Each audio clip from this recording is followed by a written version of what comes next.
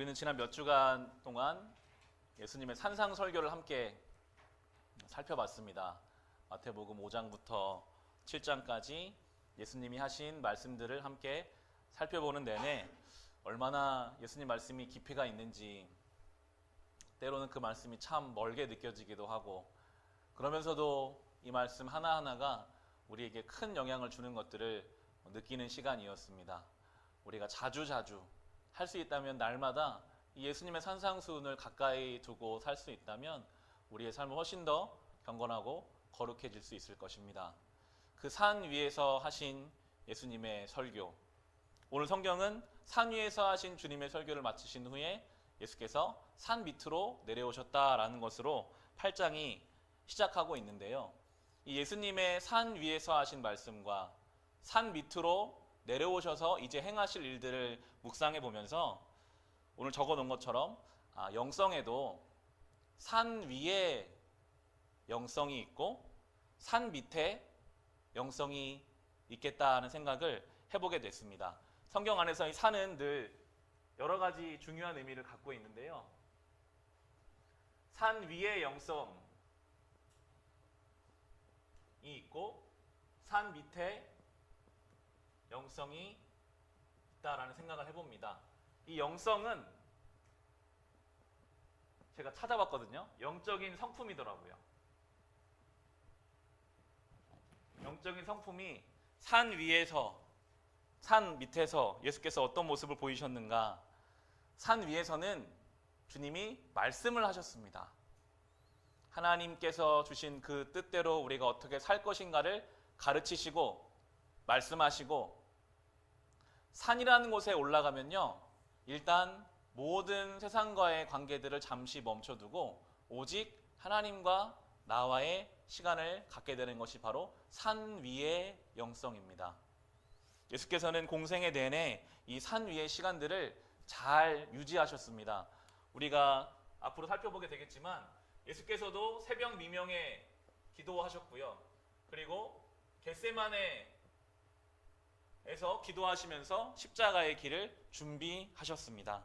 잠시 세상과 사람과의 관계를 멈춰두고 홀로 주님 앞에 나아가서 하나님 말씀이 무엇인지, 어떻게 살아가야 하는지 주님 앞에 무릎 꿇는 시간이 우리에게 반드시 필요합니다. 특별히 우리에게는 이 예배가 그런 시간이 됩니다. 잠시 모든 것을 멈춰두고 성전에 나와서 하나님 앞에 기도하는 이 시간, 말씀을 듣는 이 시간, 찬송을 하는 이 시간이 우리가 산 위에 영성을 만들어가는 시간이 될 것입니다. 그리고 예수께서는 산 밑으로 내려오셨습니다. 그래서 많은 사람들을 만나셨고 해결해야 할 문제들을 해결하셨고 고쳐줘야 할 사람을 고쳐주셨고 결국은 십자가를 향해서 걸어가셨습니다. 우리도 마찬가지입니다. 예배를 드리고 나면 다시 우리는 우리의 삶으로 돌아가야 합니다. 우리의 가정으로, 우리의 일상으로, 우리가 만나야 할 사람들로.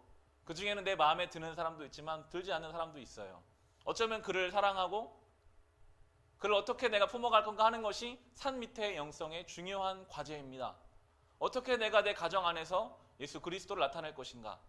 어떻게 내가 들은 이 말씀을 나의 삶으로 풀어낼 것인가? 이것을 신음하고 애쓰면서 그렇게 살아가는 그 자리가 산 밑의 영성이 됩니다. 이 둘의 균형을 잘 잡아야 합니다. 우리가 성경을 볼 때 특별히 출애굽기에서 처음으로 하나님이 이스라엘 백성을 출애굽시키셔서 하나님 백성 만드시는 장면이 나오는데 똑같아요. 맨 처음에 시내산에서 모세를 통해서 십계명을 주시고요.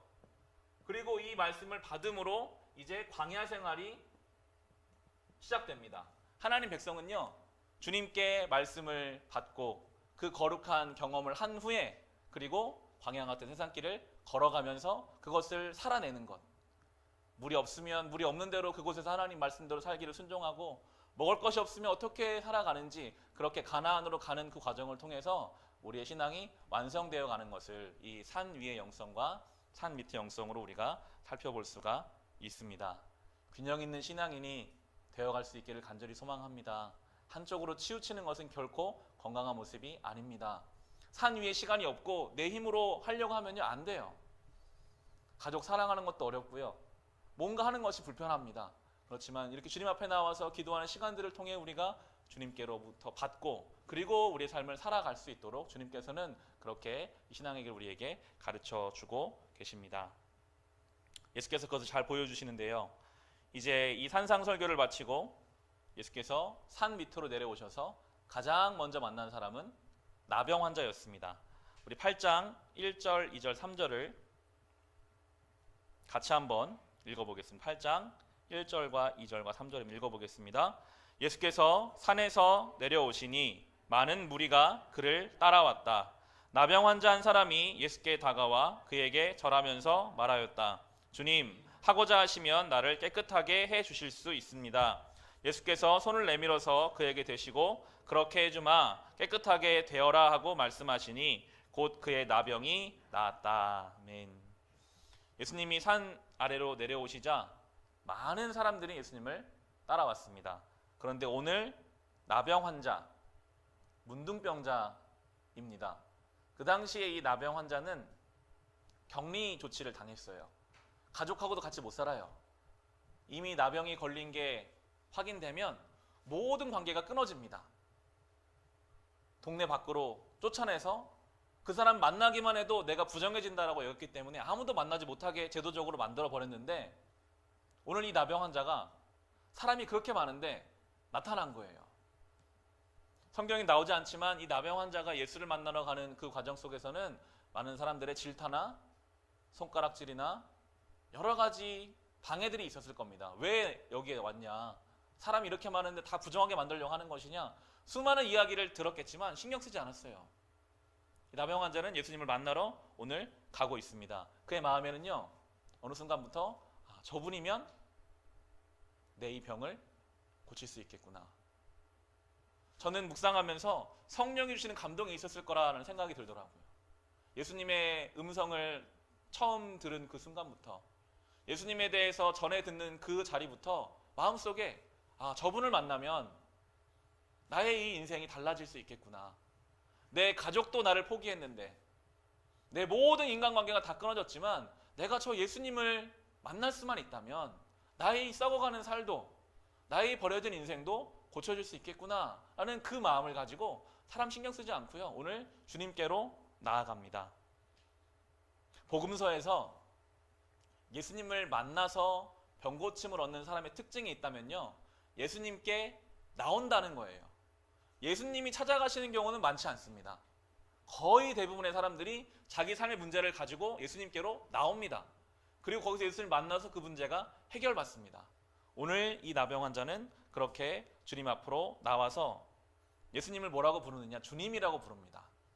우리에게는 익숙한 표현이지만 이 주님이라는 단어, 퀴리오스라는 단어가 쓰이는데 이것은 보통 황제에게 쓰거나 나의 삶에 가장 강력한 영향력을 미치는 사람에게 이 퀴리오스, 주님이라는 단어를 씁니다. 그런데 이 나병 환자는 예수님을 만나자마자 주님이라고 부르면서 주님이 원하시면, 주님이 하고자 하시면 저를 깨끗하게 하실 수 있습니다 라고 고백하고 있어요. 나병 환자에게 마음에는요, 예수님이 나를 고칠 능력이 있는가 없는가에 대한 의심이 없어요. 이미 주님은 능력이 있으시고 주님이 원하기만 하시면 나를 고치실 수 있다라는 믿음을 가지고 지금 주님 앞으로 나왔습니다. 이 믿음을 보시고 주님께서 그에게 손을 대셔서 그를 고쳐주셨습니다. 아무리 그 인생이 죄가 많고 삶에 문제가 있다 하더라도 그 문제를 예수께서 만지시고 해결해 주신다는 것을 오늘 성경을 통해서 우리에게 보여줍니다. 그런데 우리는요, 때로 하나님 앞에 우리의 죄가 하나님께 나아가는 것을 방해할 때가 있어요. 이 죄를 해결할 분은 주님이신데 주님께 나아가야 이 죄가 해결되는데 내가 늘 반복되는 죄를 짓고 내가 아무리 예배를 들어도 변화되지 않는 것처럼 느껴지면요, 하나님께 나아가기가 꺼려져요. 개인적으로 성경을 펴기가 싫고요, 기도가 안 되고요, 영적인 것을 하기 싫어집니다. 내가 변화되지 않는 것 같고 내 죄는 너무 큰 것 같고 하나님께 나아갈 염치가 없는 것 같이 느껴질 수 있겠습니다. 그런데 오늘 성경은요, 그게 아니라고 말해요. 어떠한 삶의 문제와 어려움도 결국은 주님 앞에 가야 해결된다. 주님께 가지고 나아가는 것, 주님이 만져주셔야 해결된다라고 오늘 우리에게 또한 설명해 주고 있습니다. 우리의 더러운 죄, 우리의 삶에 변화되지 않을 것 같은 습관적인 죄악들과 여러 가지 문제들을 주님께로 가지고 나아가서 주님 만져주시기를 우리가 간구할 때에 그 은혜를 경험하게 되는 것입니다. 고쳐주시고 나서 4절에 보시면 예수께서 그에게 말씀하시기를 아무에게 아무 말도 하지 말아라. 가서 제사장에게 내 몸을 보이고 모세가 명한 예물을 바쳐서 사람들에게 증거로 삼도록 하여라 하셨다라고 나옵니다. 병고침을 받고 나서 예수께서 내가 고쳤다는 말은 하지 말고 제사장에게 가서 몸을 보여라. 그 당시에 문둥병이 고쳐지면요, 제사장에게 가서 확인을 받고 그 다음에 다시 가정으로, 마을로, 공동체로 돌아가게 모세의 율법이 만들어져 있었습니다. 예수께서 이 땅에 오신 것은 모세의 율법을 없애러 오신 것이 아니라 완성하러 오셨다라는 것을 또한 여기서 보여주고요. 그리고 우리가 하나 볼 수 있는 것이 예수님을 만나서 한 개인이 구원을 경험하면 한 개인만 건강해지는 것이 아니라 다시 끊어진 관계가 회복되는 것을 보여주고 있습니다. 죄가요, 얼마나 무서운지요. 성경은 우리가 문둥병자 같다라고 지금 말하고 있는 것이거든요. 우리가 죄 가운데 있으면 심지어 가족 간의 관계까지도 단절될 때가 있어요.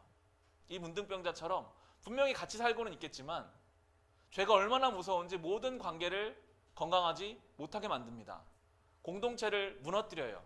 그런데 오늘 예수를 온전히 만난 이 사람은 다시 모든 관계가 가족으로, 마을로, 공동체로 돌아가서 회복되는 것을 보여주고 있습니다. 우리가 정말 예수 안에서 이 복음의 능력을 경험한 사람이라면 나 혼자만 평안함과 감사를 누리며 살 수 있는 것이 아니라 다시 우리의 가정, 우리의 관계 속에서 이 건강함을 회복하게 되는 것입니다. 예수님이 이 산상설교를 마치시고 가장 먼저 만난 사람이 이 나병 환자였다라는 것이 우리에게 주는 의미가 있습니다. 이 나병 환자는 어떻게 보면 가장 밑바닥에 있는 존재였어요. 사람들이 저주받았다고 하고 격리시키고 아무도 함께하지 않는 존재. 그런데 그 존재가 사실 죄인인 우리의 모습이거든요. 우리가 죄 때문에 격리되어 있고 죄 때문에 하나님이 우리를 포기했다고 생각하는 이 관계 속에서 예수께서 설교를 마치시고 그 거룩한 산에 계시던 분이 내려오셔서 만져주셔서 이 사람을 완전히 고쳐서 회복시켜서 마을로 보내는 이 관계를 보시면서 예수가 우리에게 오셔서 하시는 일이 이것이다. 우리의 죄를 사하시고 우리를 고치시고 우리를 회복시키시는 이 예수 그리스도의 사역을 오늘 우리에게 보여주고 있습니다. 그리고 예수님께서는 백부장을 만나십니다. 우리 5절부터 10절까지 말씀을 같이 한번 읽어보겠습니다. 예수께서 가버나움에 들어가시니 한 백부장이 다가와서 그에게 간청하여 말하였다. 주님, 내 종이 중풍으로 집에 누워서 몹시 괴로워하고 있습니다. 예수께서 그에게 말씀하셨다. 내가 가서 고쳐주마. 백부장이 대답하였다. 주님, 나는 주님을 내 집으로 모셔드릴 만한 자격이 없습니다. 그저 한마디 말씀만 해주십시오. 그러면 내 종이 나을 것입니다. 나도 상관을 모시는 사람이고 내 밑에도 병사들이 있어서 내가 이 사람더러 가라고 하면 가고 저 사람더러 오라고 하면 옵니다. 또 내 종더러 이것을 하라고 하면 합니다. 예수께서 이 말을 들으시고 놀랍게 여기셔서 따라오는 사람들에게 말씀하셨다. 내가 진정으로 너희에게 말한다. 나는 지금까지 이스라엘 사람 가운데서 아무에게서도 이런 믿음을 본 일이 없다. 아멘. 백부장을 예수님이 만나십니다. 백부장은 100명의 군인을 거느리고 있는, 그 당시 로마 통치하에 있었기 때문에 아마 로마인이었을 거다라고 봅니다. 로마는 이스라엘이나 하나님 나라를 힘으로 눌러서 식민 지배를 하고 있는 이방인입니다. 그런데 예수님께서는 오늘 이 이방인을 만나 주십니다. 이것은 큰 의미가 있거든요. 이때까지만 해도 아브라함의 자손이어야만, 육신적인 자손이어야만 하나님의 구원의 은혜를 얻는다라고 생각하고들 있었는데, 예수께서는 그게 아니라 하나님의 구원 사역은 이방인을 향해서도 온 인류를 향해서 계획되고 있는 것이다 라는 것을 이 백부장을 만나시면서 우리에게 보여주십니다. 백부장은 힘이 있는 사람이었지만 오늘 누구를 위해서 예수님께 나왔을까요? 자기를 위해서 나온 것도 아니고요, 백부장의 가족을 위해 나온 것도 아니고요, 종을 위해서 지금 예수님께 왔습니다.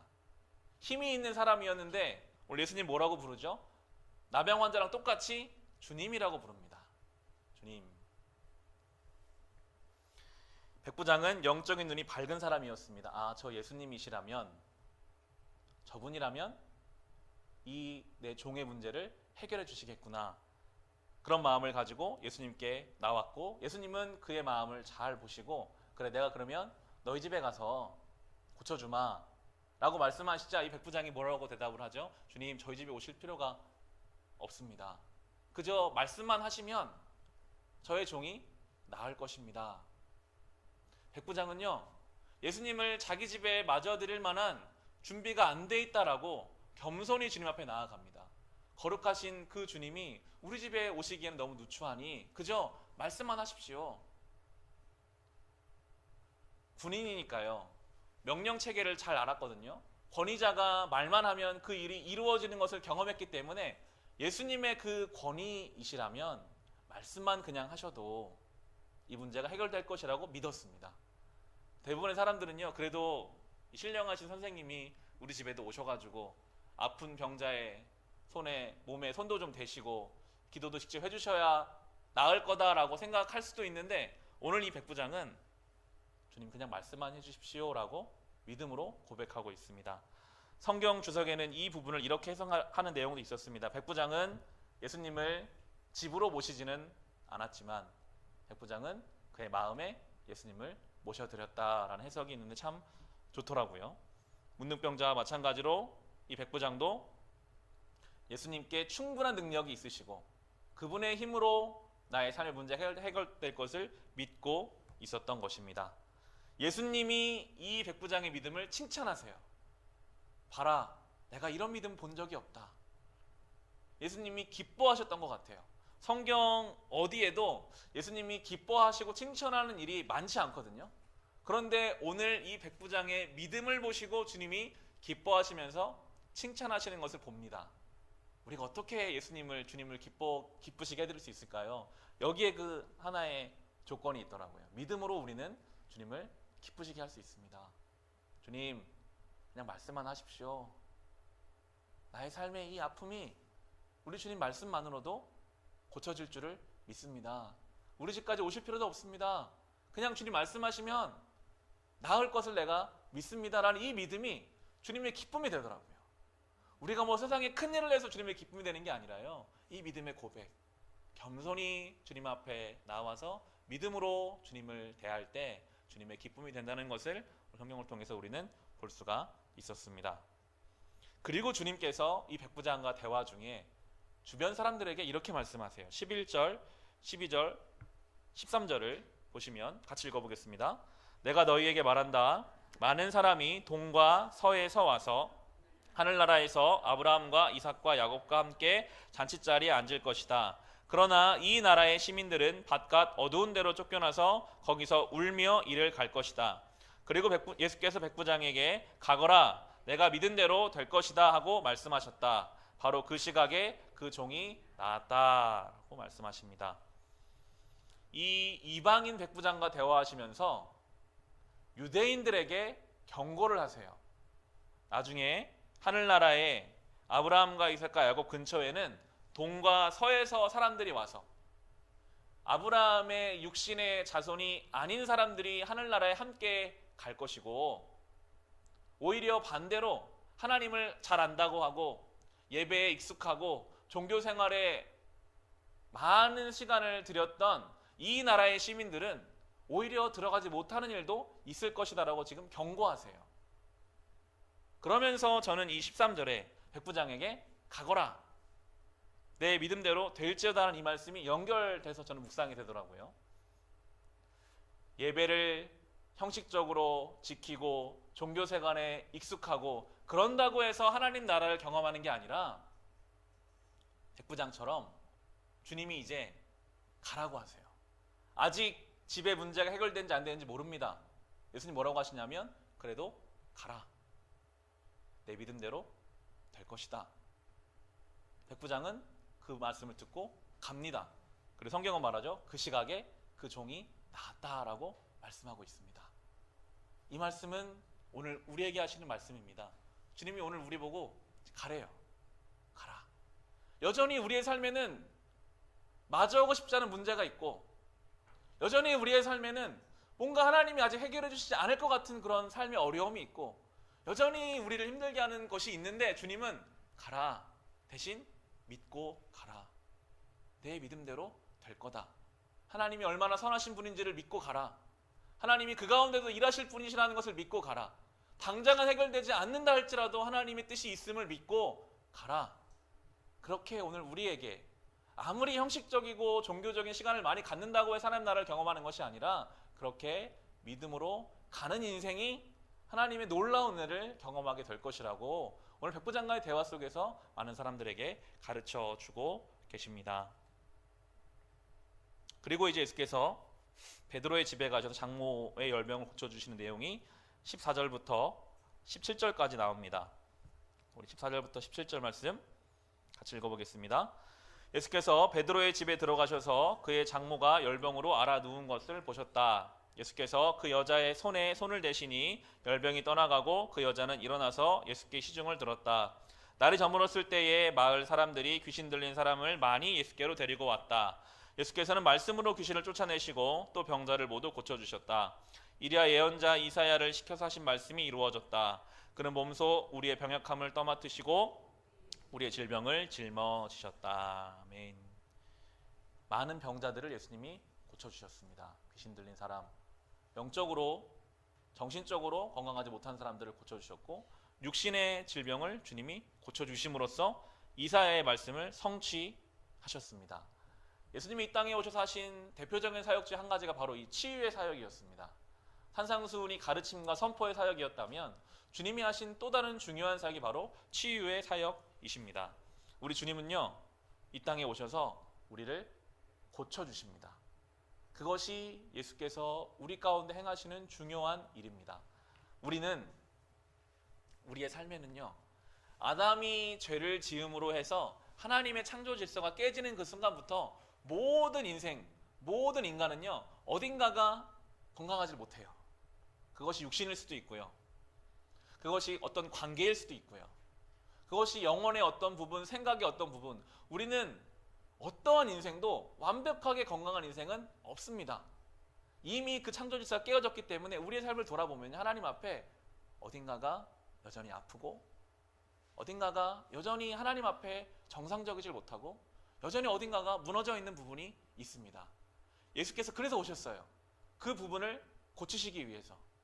다시 그 부분을 하나님이 원래 계획하신 대로 만드시기 위해서. 우리의 병약함을 짊어지신다. 우리의 아픔을 주님이 아신다. 우리는 예수 안에서 건강함을 누려야 합니다.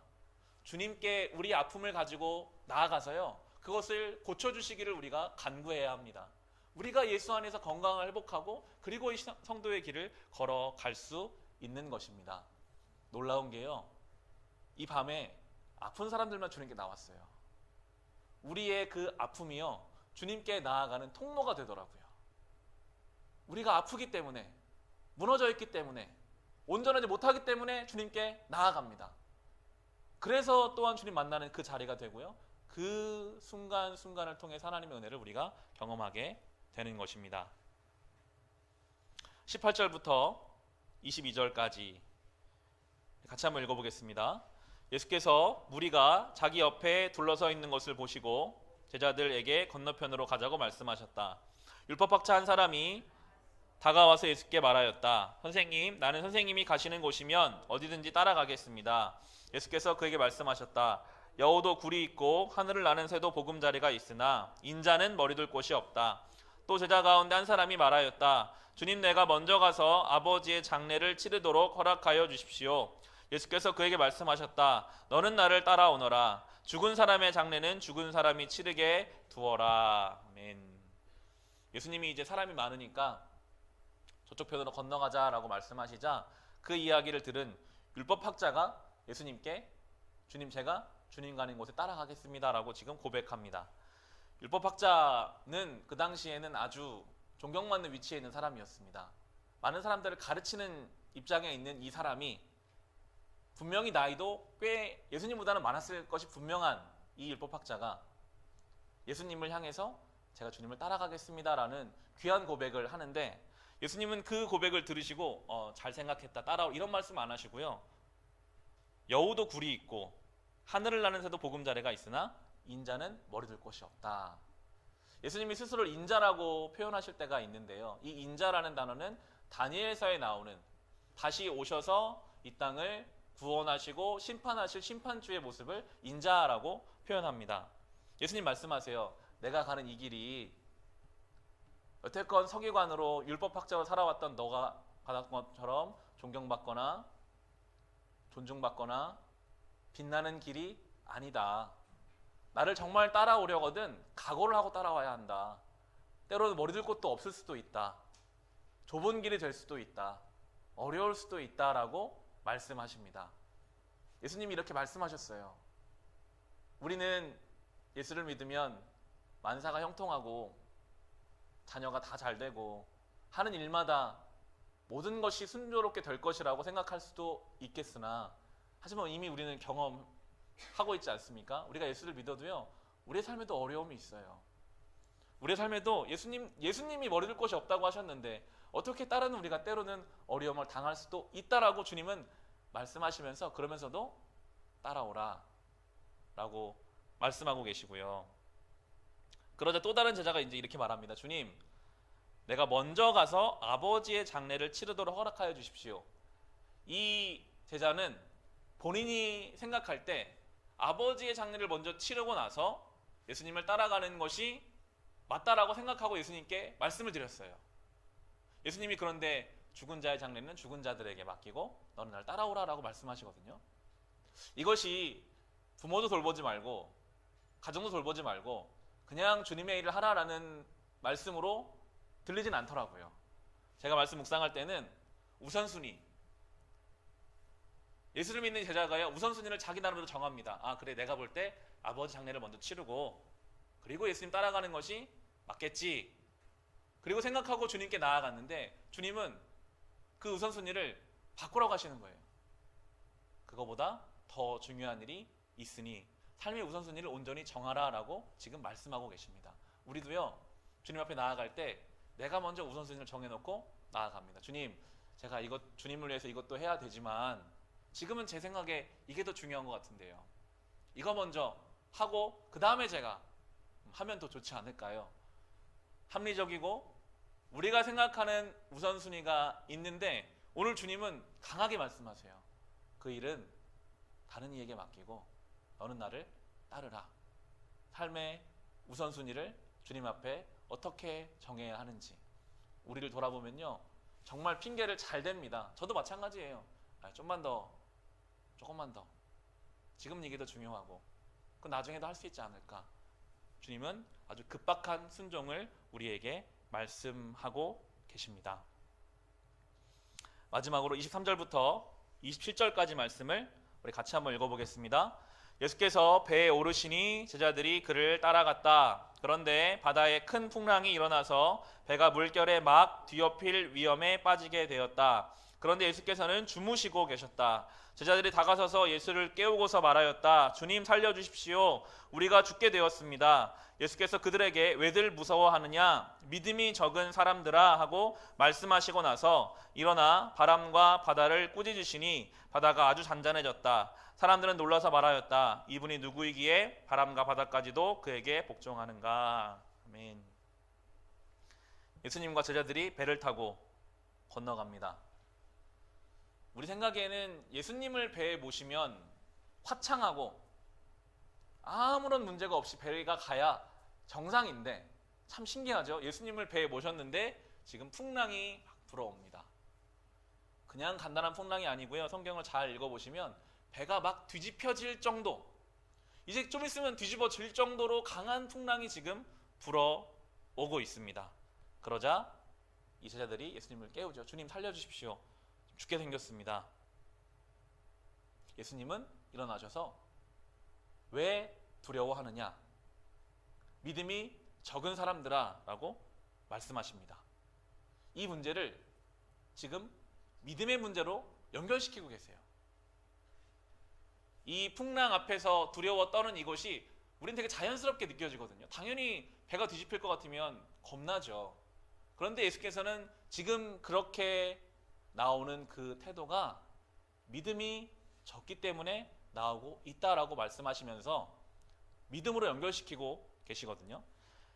이 배를 타고 있는 제자들, 특별히 예수를 배에 모시고 배에 타고 있는 이 모습은요, 지금 성도의 삶, 그리고 교회를 뜻합니다. 우리는 인생이라는 배를 타고 길을 가고 있습니다. 감사하게도 우리의 인생의 배에는 예수께서 함께 타고 계세요. 성경은 그런데 말합니다. 아무리 우리의 인생의 배에 예수를 모시고 가도 우리도 풍랑을 만난다. 간단한 풍랑도 아니고 정말 죽을 것 같은 그런 풍랑도 우리가 만날 수 있다라고 먼저 성경은 그것을 전제하고 있습니다. 가족 중에 누가 아프면요, 앞이 깜깜해지더라고요. 우리가 분명히 예수를 잘 믿고 있는데 아버지가 갑상선 암 판정 받으셨을 때 정말 깜깜하더라고요. 야, 그 암은 작은 암, 편한 암이라는 것을 알면서도 막상 우리 가족 중에 누가 아프니까 이 풍랑을 만난 그런 사람처럼 그 수술 받으실 때 새벽예배 마치고 이제 차를 타고 1시간 반 정도 운전해서 올라갔었거든요. 별별 생각이 다 들더라고요. 혹시나 뭐 전신 마취를 하시니까요. 혹시 아버지 잘못되면 어떡하나, 뭐 여러 가지 생각들을 들면서 이 풍랑 앞에 있는 제자들과 같은 마음들을 갖게 될 때가 있습니다. 그런데 주님께서 오늘 그 문제를, 삶의 풍랑을 만났을 때 그때 그것을 믿음의 문제로 연결시키라고 오늘 말씀하십니다. 우리가 이것을 알면요, 삶의 풍랑이 다가왔을 때 이것이 내가 믿음으로 부딪혀야 할 문제구나라고 인식을 하면요, 어떻게 할 수 있을까요? 우리 주님 앞에 나올 수밖에 없죠.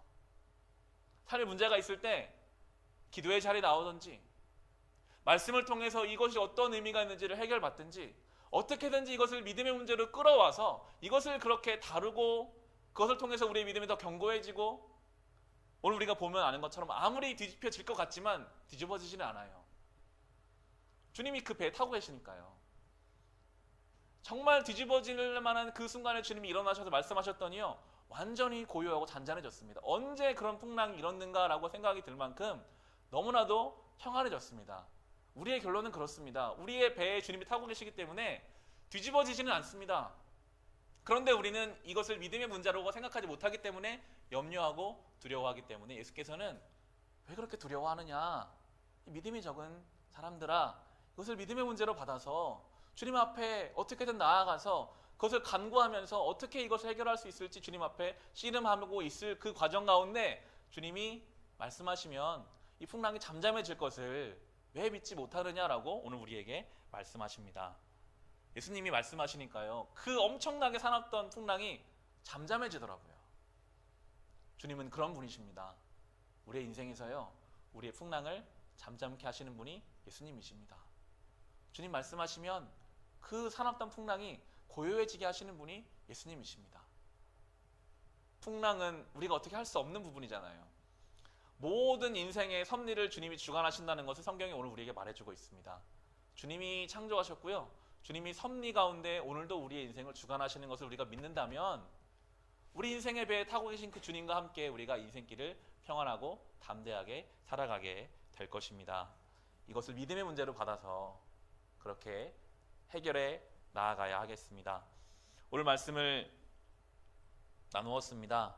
산 위의 영성, 산 밑에 영성에 대해서 구분해서 나누어 보면서 균형을 잡기를 우리가 함께 살펴보았고, 나병 환자와 백부장을 보면서 삶의 문제를 가지고 주님께로 나아와야 함을 또한 생각해 볼 수 있었습니다. 주님은 치유하시는 주님이십니다.